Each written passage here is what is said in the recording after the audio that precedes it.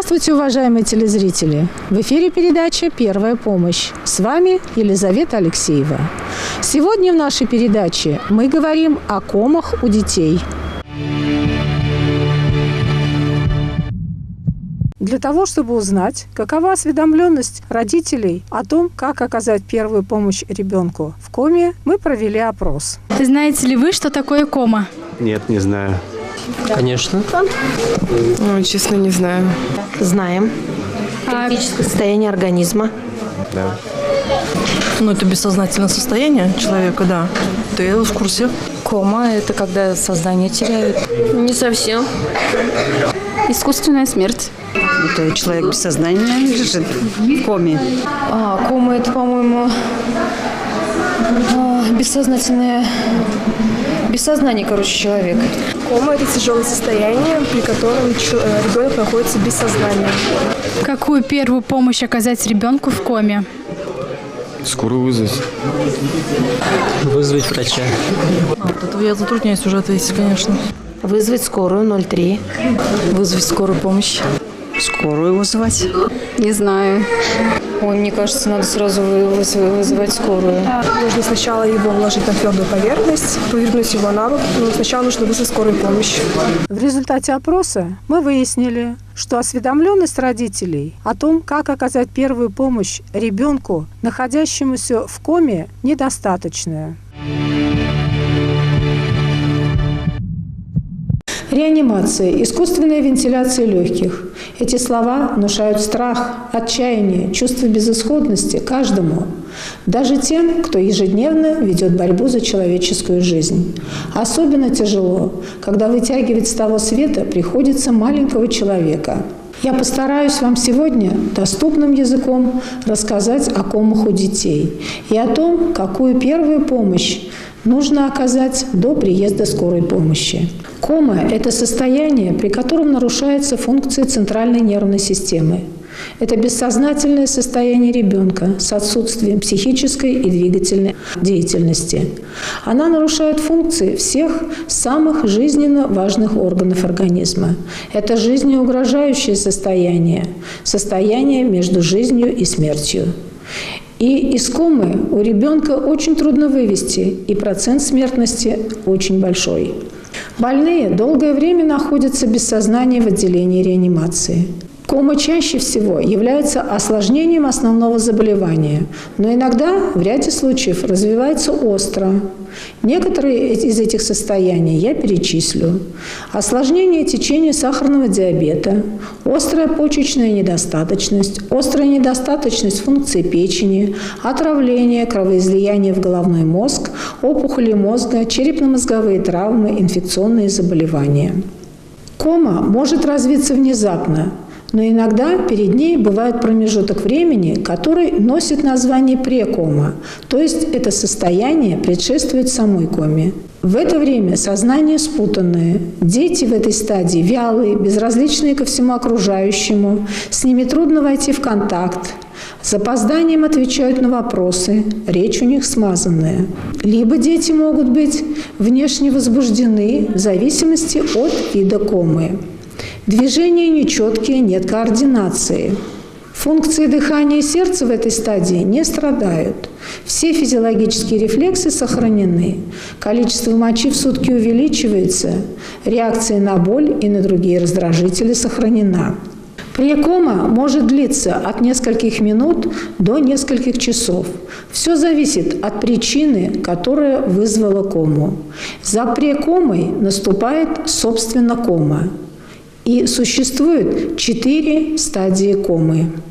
При первой стадии комы дети находятся в состоянии глубокого сна, но их пока еще можно вывести из этого состояния. На вопросы дети отвечают односложно, с большим запозданием. Могут выйти из сонного состояния, а буквально через несколько минут опять в него впасть. Дыхание частое, артериальное давление нормальное или несколько снижено, ритм сердца учащен. Реакция на боль и внешние раздражители заторможены. Дети в постели могут переворачиваться самостоятельно, выполняют несложные движения под командой медицинского персонала, могут глотать воду или жидкую пищу. Во второй стадии комы появляются симптомы глубокого нарушения сознания. Дети глубоко спят. Это состояние носит название СОПР. Контакта с ребенком нет. Отсутствует реакция на боль или какие-то другие раздражители. Самостоятельно ребенок не ест и не пьет. Движения хаотичные, изменяется дыхание, появляются равномерные, редкие дыхательные движения с шумным вдохом и выдохом, либо дыхание поверхностное, редкое, неравномерное. Снижается количество выделяемой мочи, зрачки сужены, на свет реагируют слабо. В третью стадию комы у детей отсутствует сознание, нет реакции на боль. Зрачки сужены, на свет не реагируют. Возможно появление периодически судорог. Моча и кал отходят непроизвольно, дыхание неритмичное, угнетенное, поверхностное. Температура тела снижена. В четвертую стадию комы полностью отсутствуют все рефлексы и тонус мышц. Зрачки расширены с обеих сторон, на свет не реагируют. Самостоятельное дыхание отсутствует. Цифры артериального давления очень низкие за счет глубокого нарушения сердечной деятельности. Налицо все симптомы гибели головного мозга. Выход из коматозного состояния происходит постепенно. Вначале восстанавливаются те функции, которые пропали последними. Прекома, первая и вторая стадии обратимые. Больных детей можно из них вывести. Третья и четвертая стадии комы терминальные.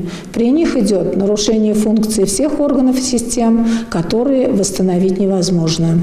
Лечение ком у детей проводится только в отделении реанимации с учетом вида комы, стадии и основного заболевания. Подключается аппаратура, поддерживающая все жизненно важные функции организма – сердце, дыхание, почки. Врачу очень важно установить причину комы для того, чтобы назначить правильное лечение. Конечно, в больнице проведут все необходимое обследование, но помощь тех лиц, которые знают, что предшествовало коме, трудно переоценить. Выявление причины и вида комы представляет значительную трудность.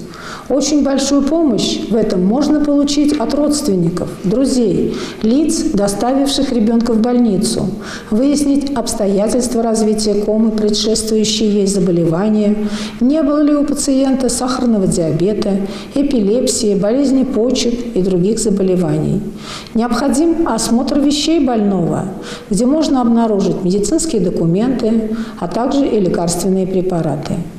Необходимо акцентировать внимание на то, как началась кома, внезапно или постепенно, на что жаловался ребенок до наступления комы. Головная боль, депрессия, слабость, головокружение. Возможно, ребенок принял какой-то лекарственный препарат. И также выяснить, не было ли у ребенка падений и ушибов.